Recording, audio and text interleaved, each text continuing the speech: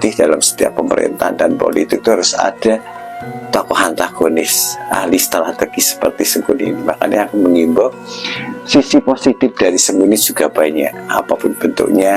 Kalau Anda ingin belajar memenangkan sebuah peperangan, memenangkan sebuah kekuasaan, memenangkan dalam sebuah politik, memang harus banyak belajar tentang rekam jejak Sengkuni yang memberikan suatu metodologi atau cara apapun. Nah, itu Kresna pun sampai bingung pada waktu ini adalah salah satu tokoh manusia yang endingnya akan menjadi acuan semua politikus, semua ahli pemerintahan akan belajar seperti Sengkuni.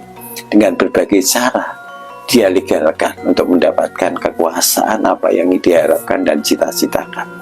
Dari tokoh antagonis Sengkuni ini kita bisa membandingkan bahwa dalam semua kehidupan, durasi kehidupan secara global itu ternyata antara hitam dan putih itu memang dunia itu akan berputar kalau minimal 75% itu banyak negatifnya daripada 25% banyak positifnya. Kita bandingkan misalnya negara-negara yang tidak pernah terjadi kaos atau negara yang betul-betul aman, nyaman, tidak pernah amburadul dalam sistem pemerintahan, negara Swiss, Bhutan, itu monoton karena tidak ada kejahatan, tidak ada unsur negatif dalam sistem pemerintahan itu, keamanan, terus kemudian kejahatan tidak ada, artinya semua dipreser seperti Bhutan dan Swiss, akhirnya monoton. Tapi beda kalau Indonesia ini dari peradaban monarki sampai sekarang demokrasi terjadi intrik-intrik politik, jegal menjegal di era